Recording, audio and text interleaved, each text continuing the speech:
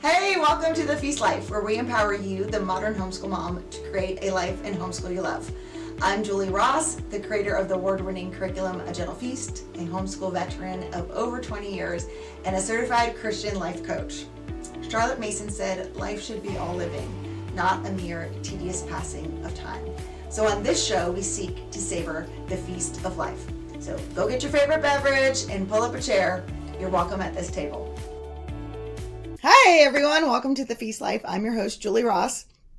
And today it's going to be me. And I'm going to be talking to you about some of my tips for homeschooling while running your own home-based business.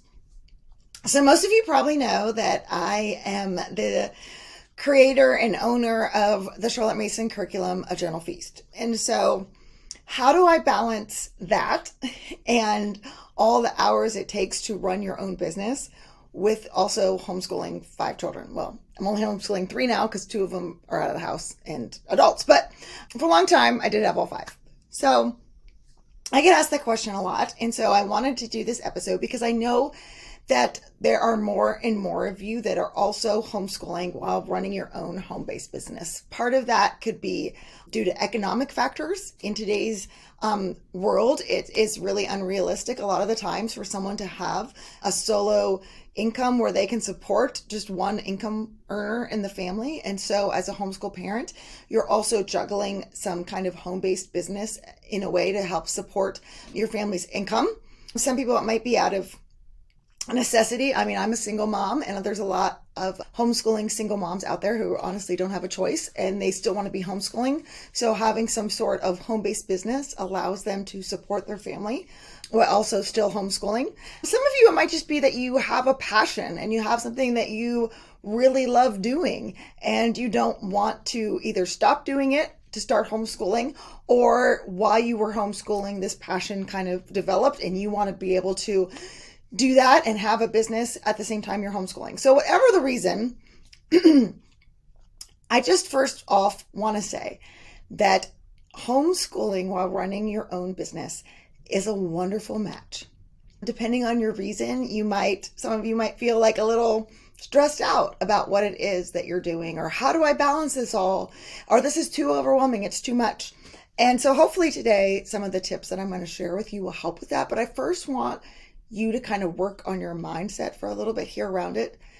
To me, having a home-based business in homeschooling provides amazing opportunities and blessings. And I'm always encouraging you guys to find the good. And so having a home-based business provides amazing blessings that you wouldn't have otherwise. So first of all, it provides you an opportunity to teach your kids about entrepreneurship. I think this is the biggest benefit there is, because in today's world, you don't know what career your children might end up doing. And being able to do some of these business practices, whether it's bookkeeping, marketing, order fulfillment, coming up with product ideas, it's so great for your children to see you do that. So involve them, depending on their age, have conversations about things that are going on in your business. I think it's great for our kids to see us as the homeschool parent pursuing things that we really love, to kind of have that entrepreneurial spirit and being able to share with them, like, oh, I have this idea, I'm going to try this thing. And before I started A Gentle Feast, there were lots of things I tried. There was one point where I was actually making hair bows, which I now find hilarious. I was making hair bows and going to the little boutiques in my southern town because, people like to put these big bows on their girls down here in the South. And so I was literally making these hair bows in my house and taking them. And, I came up with this concept and this product idea, and I get, to show my kids that you can take ideas and turn them into a reality to make a profit with it. Obviously didn't keep doing that business, but that doesn't mean it was a failure. It just was an opportunity to learn and grow. And so modeling that for your kids by having your own home-based business is just such an amazing gift. I really do feel like it is such a blessing for our kids to see that and for us to be able to model that for them in our homeschool. It also gives you an opportunity for your kids to be involved. For a while there, my kids were helping me, fulfill orders for A Gentle Feast for years until I got my own warehouse. So they were, learning kind of these life skills of how to have a job, how to do different tasks. So involve your kids. My kids were going to conventions with me and seeing how I set things up and how I did my talks and how I talk to my customers. Like, they are learning so much, even just by watching you do your business. But if you involve them, they're learning so much more that is going to help them in their lives. So having your own home-based business, again, I feel like it just provides this amazing opportunity. So see it as the gift that it is, and kind of think through, how can I involve my kids more? How can I try to teach them some of these entrepreneurship skills, some of these tasks that are involved with running a business that are going to help them in their future, and see it as a gift and an enhancement to your homeschool rather than something that's taking away from your homeschool. I think that is really important. Okay, so let me go in now to what are some of my tips for having a home-based business and homeschooling. So first of all, you can just toss this notion about balance out the window. I don't think there is such a thing. I think really what balance means and what it comes down to is do the work in the time that you have allotted for it. Multitasking doesn't work. Trying to work while you're homeschooling doesn't work. Your attentions are divided. And I learned that the hard way early on when I was trying to go on Facebook and answer customers' emails, or not customers' emails on Facebook, answering customers' questions on Facebook, or answering customer emails at the same time I'm trying to listen to my kid read their geography lesson. I wasn't paying attention. They were getting frustrated with me because they can obviously tell I wasn't paying attention. And so do the work during work times and do the homeschool during homeschool times. Trying to multitask will leave you feeling very frustrated, and it will feel like your life is out of balance. So having dedicated hours that are for your work and for your business, obviously things happen, right? And there might be seasons where you're having to put in more work than normal or change your schedule or those kind of things because it's life. But on a regular basis, having your set work hours and setting your set homeschool hours will really help. Kind of knowing how you work best. Are you an early riser person? I do my best creative deep work in the mornings before my kids get up. So, I have my little morning routine and my self-care and the things I'm doing to nourish myself. And then I might sit down and plan out podcast episodes or write a blog post or come up with some new product idea. I do that best in the morning. I'm not an evening person. I'm a go to bed by 10 o'clock kind of person. So knowing when you do your best work is really important. And then in the afternoon is when I do some more of my admin kind of work or my admin tasks for my family and blocking it out that way. Another really big key is having set school hours. So if your school is taking all day long, you're not going to have time for work and you're going to feel really like you're balancing too much at one time and you have too many plates in the air, so to speak. So having and using the Charlotte Mason approach really helps with this, and following her short lessons and her timetables, because then you are able to finish school by 1, 2 o'clock early in the afternoon. And then I do my work after that. It's also really important to teach your kids boundaries. So when you're working from home, and again, there's seasons for this. So if you have really young children, this is going to be harder than if they're, more elementary age of this is my work time and I cannot be interrupted, and teaching them that. You might even make a little sign, like the do not disturb signs for hotels that you put on your door if you're recording or something like that. My children got me a neon sign that says on air. So it's on the door outside my office. So I turn it on before I record a podcast like this one, so that they don't come in here and be like, Mom, I need help with la la la. And then I have to stop the video and edit that out and all that stuff. So again, now they're very much, trained in that routine. But at the beginning, it was training them in that. These are my work times. This is what I can be interrupted for. Are you bleeding? Are you on fire? Those kind of things. Versus, Timmy took the cup I wanted for snack. I don't need to be interrupted for that. And kind of teaching them to kind of manage their own needs during that time. Teach them how to manage some of their own conflicts, or even, put some sticky notes outside your office. Write down what you need me for, and I'll make sure I check those when I'm finished. And again, it depends on your kids' ages. Obviously, you can't leave young children to fend for themselves, but teaching them the boundaries to respect your work time and the time that you need to focus And I think that's really important. I think it is, again, one of those blessings of having a home-based business, because it does teach your children to kind of learn to do some things. Well, mom is a meeting, so okay, I'm gonna like make my own lunch, or mom put peanut butter and jelly out, I can figure out how to do this. They can learn some more independence, how to load the dishwasher, things like that. And again, you want to train your kids in these things. If you are having a home-based business, I hate to break it to you, but you can't do everything yourself in your business or in your home. So training your children to help you is so key. Learning to delegate in your work and in your home is going to save your sanity. So when it comes to work or it comes to home, thinking through like, what are the tasks that I don't need to be doing? Can somebody else do this? Can I train one of my kids to load the dishwasher? Okay. Can I train somebody else to post on Instagram for my business or whatever it is, or answer calls, or, getting to that point where you are able to start to delegate some of those. And it might be that you're paying someone to come and help fold the laundry, or you're paying someone to help come clean the house, or you're paying someone in your work to post on Instagram. But if that's not a reality yet, and you're not to that place, you can barter, you can trade, you can get, another high school teenager to come over and play with your kids so that you can have 2 hours of focused attention so that you can do your work. So be creative. I think oftentimes we're like, oh, I can't do that, or I can't afford that, rather than going, how can I do that? How can I afford it? And asking more empowering questions that will lead to more creative results. Another key for having a home-based business and homeschooling is to see opportunities for homeschooling all the time. So, Charlotte Mason says, education is life. We're always learning and growing. So school doesn't have to happen between the hours of 9 a.m. and 2 p.m. Okay? We can do our nature walks on the weekends. My kids can be in choir and learn solfa there. We can have Friday night movie night, and we can bring in a movie about the historical time period that we're learning about. Or we could have a baking session and bring in some math.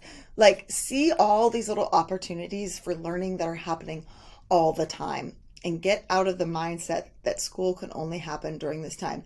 And you may have to be creative, like I was talking about with delegating. Okay, there might be a homeschool mom down the street who's like super awesome at crocheting, and you want her to teach your kids that, and you're going to teach her kids geography or whatever it is. There's so many resources that you can pull from.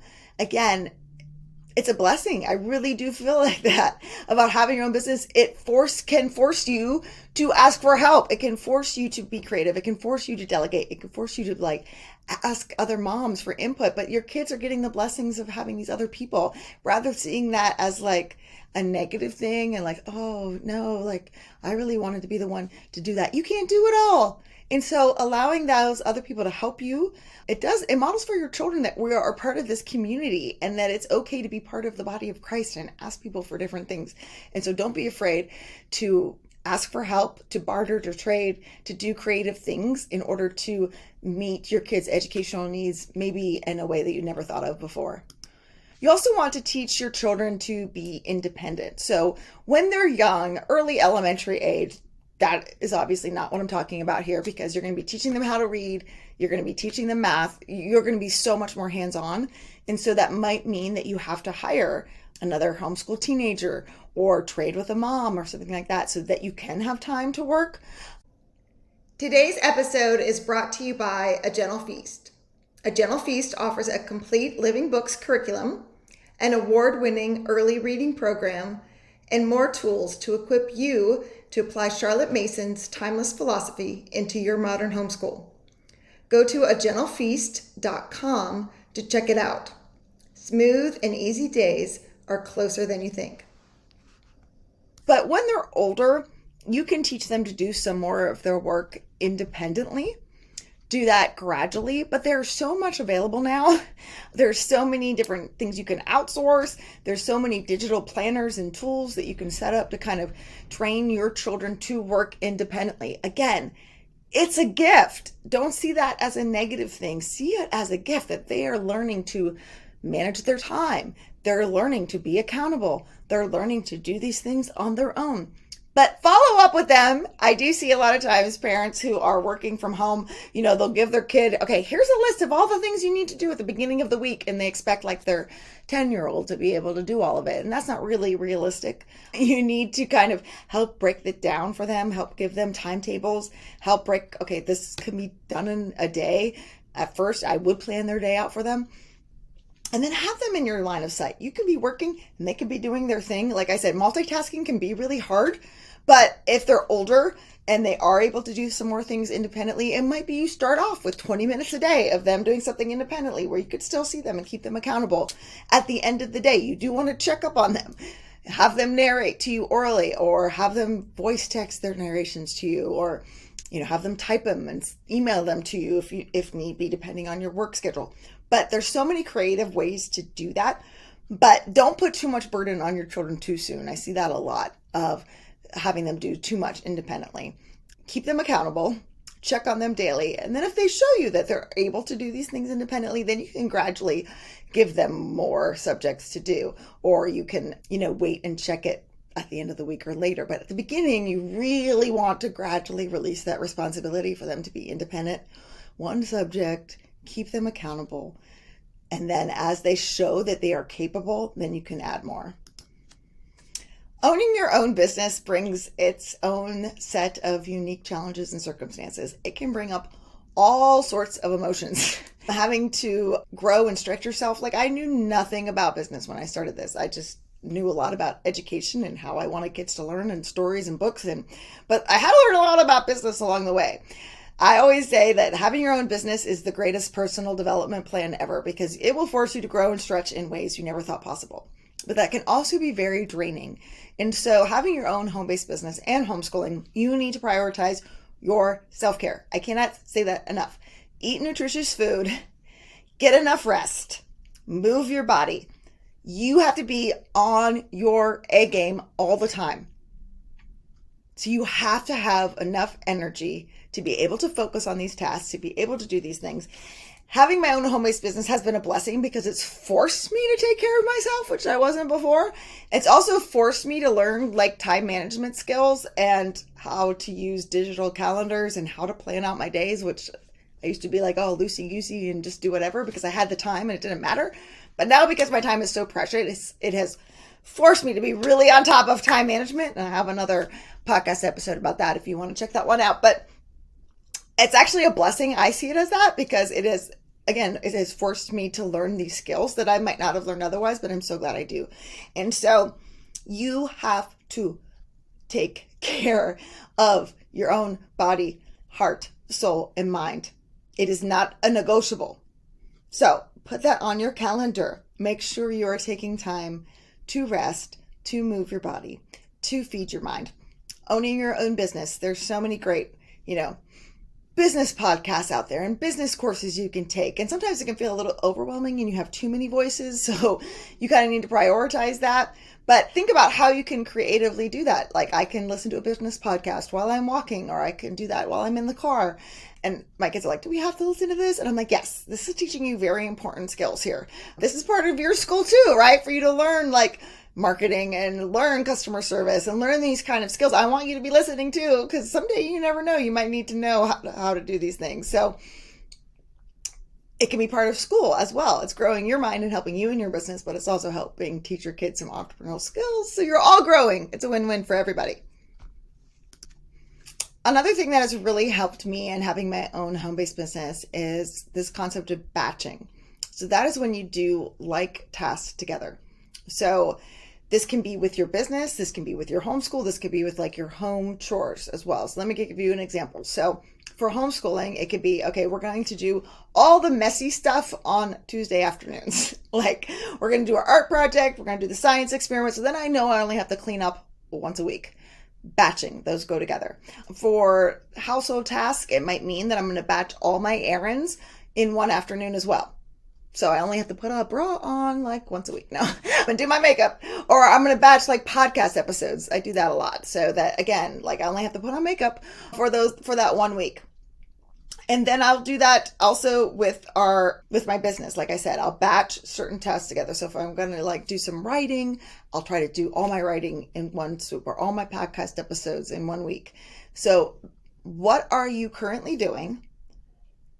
You can even just write it all out. And which of those tasks go well together that you could do those in a bigger chunk. So then your brain isn't constantly being, I'm working, now I'm cleaning the house, now I'm doing this homeschool thing. Again, doing like tasks together will really help with that feeling of being overwhelmed and having too many plates and doing too many things. So look at your week and how can you batch like tasks together, either for your business, for your homeschool, or for your home, so that you could do them all together and you're not constantly doing what they call content switching, which is doing a whole bunch of different tasks all the time and using too much energy. One of the other blessings that I see from having a home-based business is it models for my children that they don't have to have a typical 9-to-5 job, that you can be creative and have a business doing all kinds of sorts of things. So teaching my own kids to follow their own pursuits and their own interests. My older two girls, when they were in high school, had their own photography business. So as your kids get to be in high school, they may be helping you in your business, which is such a blessing, and it's teaching them such important skills. But you can also encourage them to start their own business. What are something that they are interested in? Can they learn more about it? And can they use that skill or the thing that they're making or the service that they offer and use that to make a business as well? And last but not least, if you are considering having a home-based business in homeschooling, I cannot stress this enough. Do not try to do school at home. Your children do not need a bunch of textbooks and workbooks for every subject. Every kid doesn't need their own complete set of different resources. Do family style learning and try to combine as much as you possibly can. And then for their independent subjects, having them read living books and having them narrate or tell you back what it is that they learned from that is going to save you a ton of time and energy. So the Charlotte Mason approach and a gentle feast is perfect for that because it allows your children to have this short, focused attention. So school does not take all day long. But it's also actually really teaching them to think critically, to think deeply, to think outside the box, which is why I love this approach to education so much. And that's going to help them if they want to have an entrepreneurial experience someday and have their own business doing whatever. But it's also going to help you. That's the biggest gift I've seen from a Charlotte Mason education is it's changed me as a person.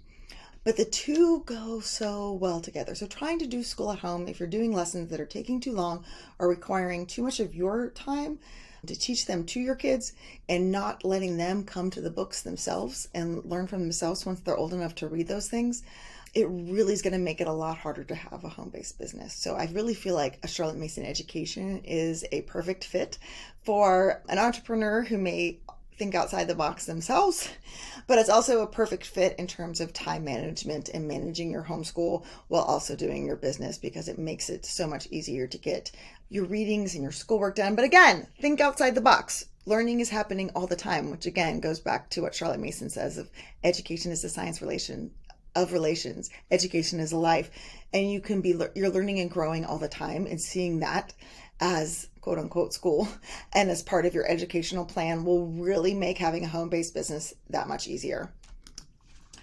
All right, so just to recap, here are a few of my tips for running a home-based business while homeschooling. Number 1, involve your kids in your business as much as possible for their ages.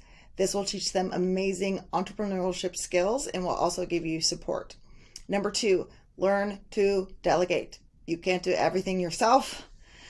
That's okay. You aren't made to. So whether it's home tasks, whether it's homeschooling, whether it's business tasks, look at what's on your plate and think about what can someone else do that I don't need to be doing.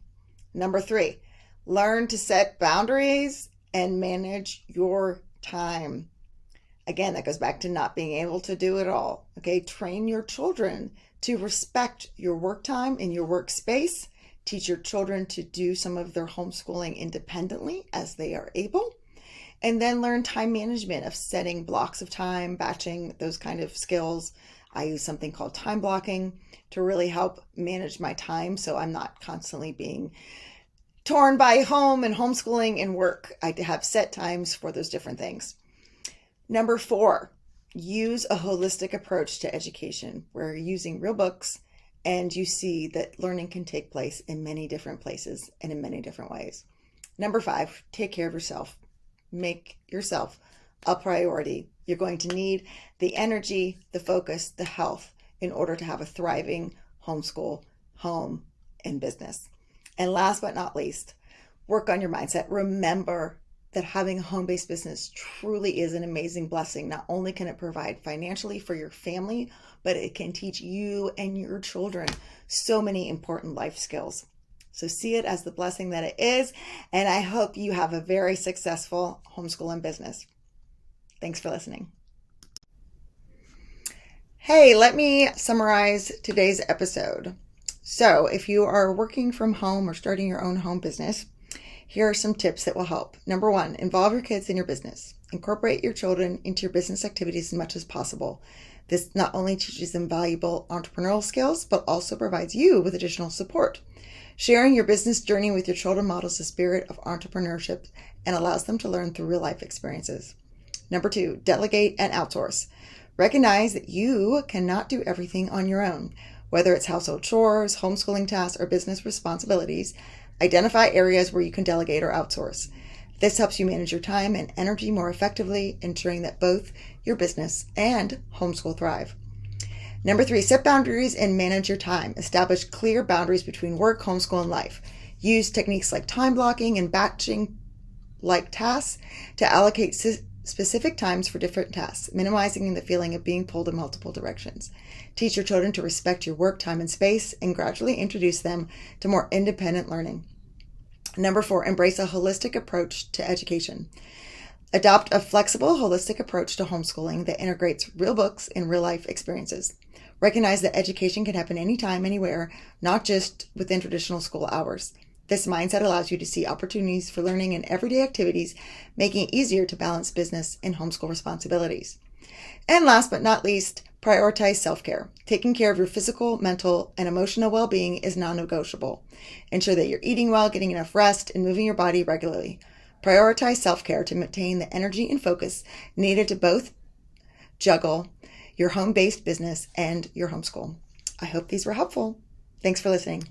Hey, thanks for watching. If you liked this episode, please heart it down below and make sure you subscribe so you never miss an episode. Leave a comment and let me know what you learned in today's episode. I'd love to hear from you.